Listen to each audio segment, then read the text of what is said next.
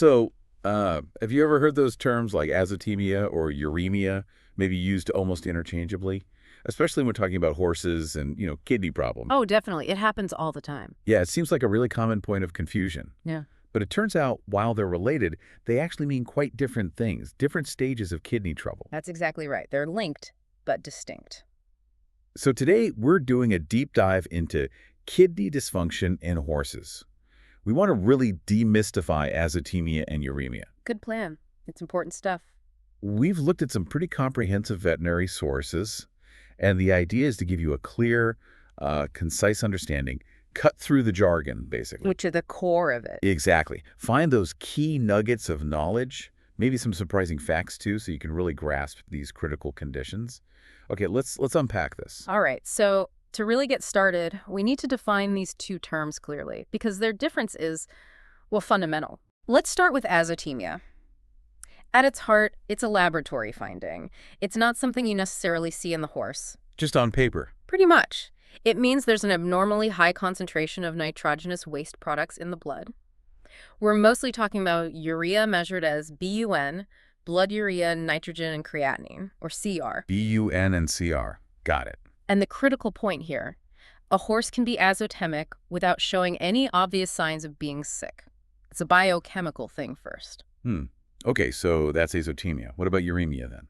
Uremia is different. It's a clinical syndrome. This is azotemia playing out in the body. So it's the result of azotemia. Exactly. It's the manifestation. It becomes a multi-system disorder because those uremic toxins, the waste products that built up, start messing with cells all over the body. So a horse with uremia is actually sick. Visibly sick. Visibly systemically ill, yes. Widespread dysfunction. Okay, I think you're getting it. So maybe an analogy would help. Like azotemia is the warning light flashing on your car's dashboard. Yeah, that works. Something's off with the numbers, the engine light's on, but maybe the car still feels like it's running okay for now. Right. It's a warning. But uremia, that's when you've ignored the light, or the problem's gotten worse, and now the engine is sputtering, maybe there's smoke. The whole car is clearly in trouble. That's a really good way to put it. Azotemia is the alert, uremia is the system failure. And those BUN and CR levels, those are our main dashboard indicators for azotemia. Right, the BUN and CR we measure in the blood serum. Correct. And just briefly on those, BUN concentration is influenced by how much urea the liver makes and how well the kidneys clear it. Things like increased protein breakdown can push BUN up. Okay. Creatinine, though, that's mainly a product of normal muscle metabolism. What makes it super useful is that its excretion, getting rid of it, really depends almost entirely on the glomerular filtration rate, the GFR. The kidney's filtering power. Basically, yes. Yep. How well the kidneys are filtering blood. And importantly, creatinine isn't really resorbed by the kidney tubules, so it's a pretty stable marker of that filtration function. Okay, stable marker, that makes sense. Huh. So these numbers tell us something is wrong, but not necessarily why, right? Exactly. And that leads us to the causes. Because azotemia isn't just one thing. Right, you said it could be issues before, during, or after the kidneys. Precisely. We need to figure out where the problem originates. Is it the fuel supply, the engine itself, or the exhaust pipe, using your car analogy? Gotcha. So what are these categories? We group them into three main types. First, there's prerenal azotemia. This is actually the most common one we see in horses. Okay, prerenal, before the kidney. Right. It's caused by decreased blood flow perfusion to the kidneys. The kidneys themselves, initially at least, are structurally and functionally normal. They just aren't getting enough blood delivered to filter properly. Like dehydration. Dehydration is a huge one, very common. Or significant blood loss, hypovolemia from endotoxemic shock, even severe heat stress, anything that reduces blood volume or pressure reaching the kidneys. Okay. And how do you tell it's prerenal? A key clue is in the urine. Because the kidneys are actually working okay, they try really hard to conserve water when blood flow is low, so the horse typically produces highly concentrated urine. Makes sense. We look for a high urine-specific gravity, or USG. In adult horses, that's usually over 1.035.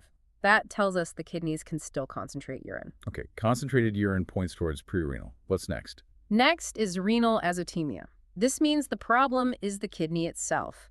Primary kidney disease. Intrinsic damage. Exactly. Damage to the kidney structures, meaning fewer functional nephrons, those little filtering units, and so impaired filtration overall. And here's a kicker. Yeah. You often need to lose about 70–75% of total kidney function before azotemia even shows up in the blood work. Wow, that much. So the kidneys have a lot of reserve capacity. They do, which means when you do see renal azotemia, the damage is already significant. What causes that kind of damage? For acute kidney injury, or AKI, common causes are things like nephrotoxic drugs. Think certain antibiotics like gentamicin or amikacin, especially if the horse is dehydrated. Right. Or even NSAIDs like phenylbutazone or flunixin, particularly with overdoses or, again, dehydration.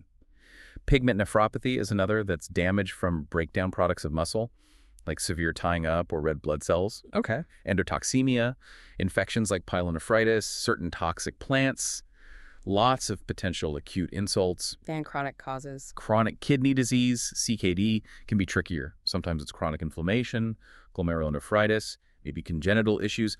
Often the exact cause isn't found. And the diagnostic clue for renal azotemia, you said prerenal had concentrated urine. Right. For renal azotemia, the kidneys have lost that ability.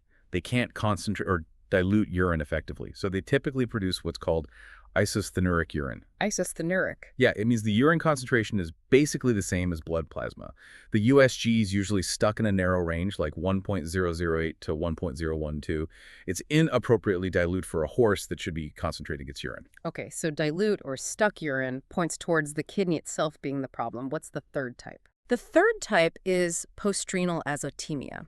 This happens after the kidney. Like a blockage. Exactly. An obstruction to urine outflow or even a rupture in the urinary tract, like the bladder or urethra. Urine gets produced, but it can't get out properly, so waste products back up into the blood. Again, the kidneys might be initially fine. What causes that? Urinary stones urinalysis blocking the urethra are a common cause, especially in males. Bladder rupture is another, and we see that more often in newborn male soles, sometimes related to the pressures during birth. How would you diagnose that, say, a bladder rupture? If you suspect a rupture and there's fluid in the abdomen, you can sample that fluid. If the creatinine level in the abdominal fluid is significantly higher, usually more than twice as high as the creatinine level in the blood serum, that's a strong indicator of urine leakage into the abdomen. Ah, okay. That makes sense. So prerenal, renal, postrenal.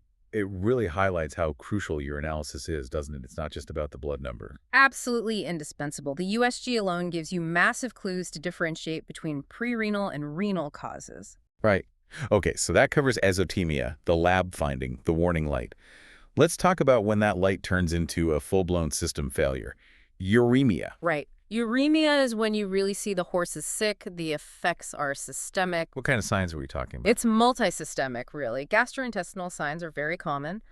Anorexia, so loss of appetite, weight loss, especially in chronic cases, depression, lethargy. It's just generally feeling awful. Exactly. You might see oral ulcers, inflammation in the mouth, gingivitis, stomatitis, and often a very characteristic foul ammonia-like breath. We call it uremic breath. Even colic signs can show up. Wow. Okay, what else? Neurological signs can be serious. Muscle weakness, tremors, difficulty coordinating movement ataxia, general dullness. In really severe cases, even seizures are possible due to the toxic effects and electrolyte shifts. That sounds bad. It is. Cardiovascular system can be affected too. Maybe a high heart rate, tachycardia, or even irregular heart rhythms, often related to electrolyte problems like hypotassium, hyperkalemia. And urinary signs. Yeah. Does a horse urinate more or less? It depends. With chronic renal failure, often you see polyuria and polydipsia. That's increased urination and increased drinking. It's the kidney trying to compensate, flushing things out, but inefficiently. Compensatory polyuria. Right. But in severe acute kidney injury or with a complete blockage, you might see the opposite. Oliguria, which is very little urine output, or even anuria, no urine output at all. Okay.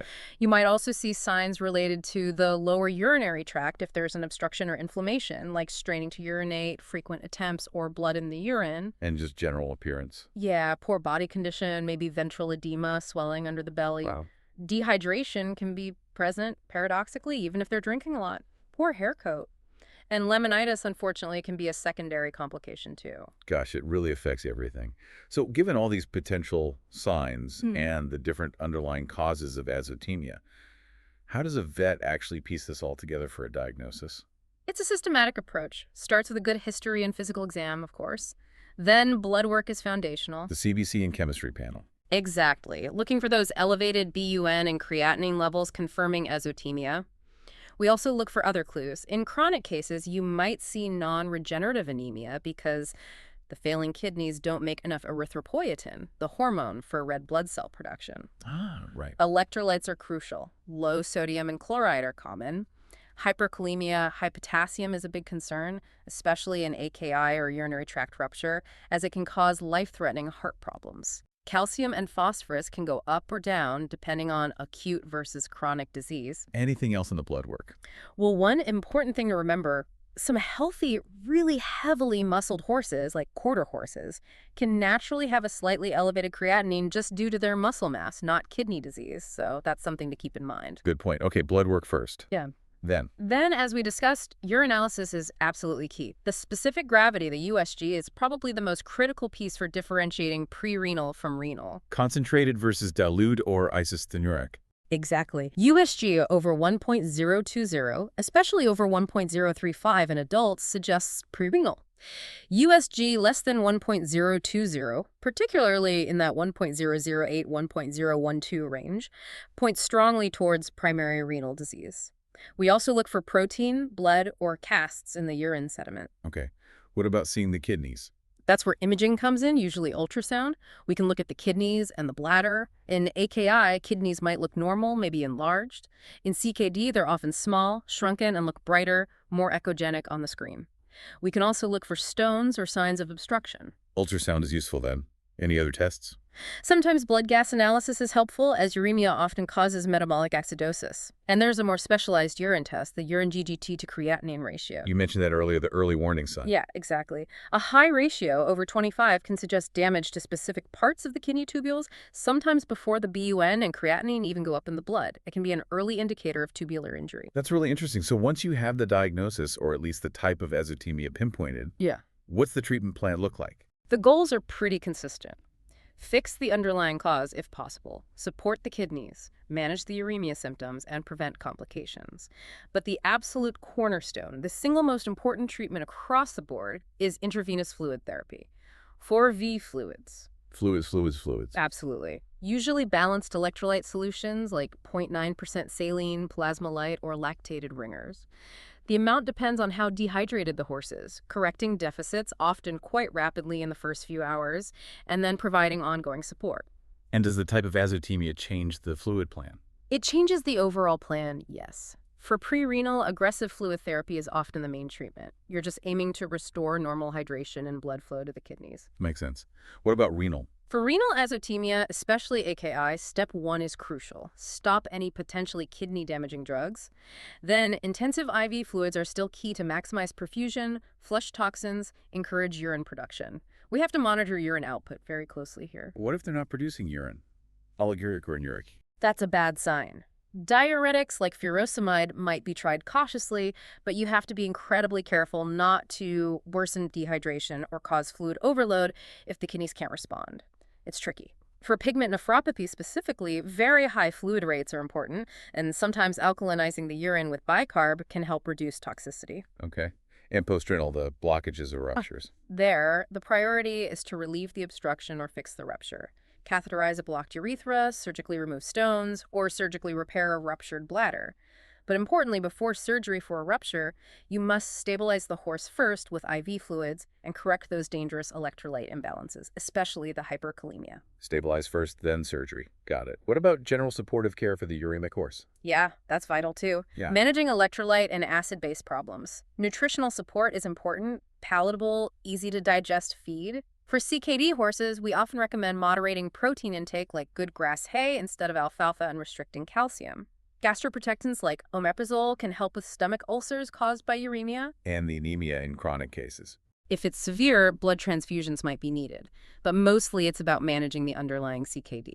One limitation is that advanced stuff like dialysis, common in people, is very rarely feasible in horses due to size, cost, logistics. Right. And precautions with medication. Huge precautions.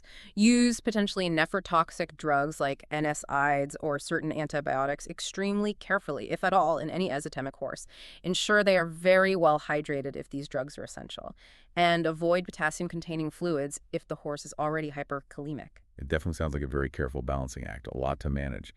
What does this all mean for the horse's future? What's the prognosis? It really varies hugely. Depends on the type, the severity, how long it's been going on, and how the horse responds. Let's break it down by type again. Prerenal. Prerenal azotemia, if caught and treated quickly with fluids, generally has an excellent prognosis. Azotemia should resolve fast, like within 24-48 hours. The risk is if it's missed, it can damage the kidneys and become renal azotemia. Okay, good if caught early. Acute renal. Acute renal azotemia, AKI, is more guarded to fare. Many horses can recover, especially if the cause is removed and fluids are started early and aggressively. Things that make the prognosis worse are low or no urine output despite fluids, rapidly worsening azotemia, severe electrolyte issues like that bad hyperkalemia, or developing full uremia and multi-organ problems. So potentially recoverable, but serious. Chronic. Chronic renal azotemia, CKD, unfortunately carries a guarded to poor prognosis long-term. It's irreversible, progressive damage. Supportive care and diet can help maintain quality of life for a while, sometimes months or even longer, but eventually renal failure progresses. Early detection helps manage it better for longer. Irreversible. That's tough. And postrenal. The blockages. Postrenal azotemia prognosis depends entirely on whether the obstruction can be relieved or the rupture repaired successfully and quickly.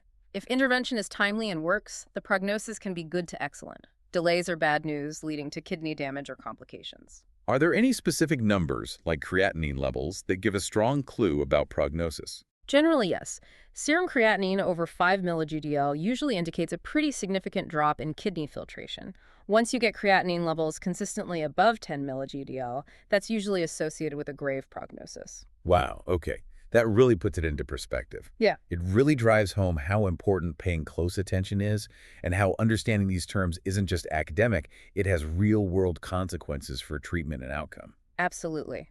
Early detection makes a massive difference. A systematic approach using history, exam, blood work, and especially that crucial urinalysis is key. And fluids, tailored fluid therapy, are paramount. Definitely. So to recap, we've learned azotemia is the lab finding, the warning light, while uremia is the clinical syndrome, the system failing due to those built-up wastes. That distinction is vital. It really is, for diagnosis, for treatment, for understanding what the horse is facing. It makes you think, doesn't it? Recognizing these kinds of subtle but critical distinctions, understanding the why behind a problem, and then acting quickly based on that understanding. How could applying that kind of thinking change how you approach complex challenges, maybe in your own work or just in life generally? Something to maybe mull over.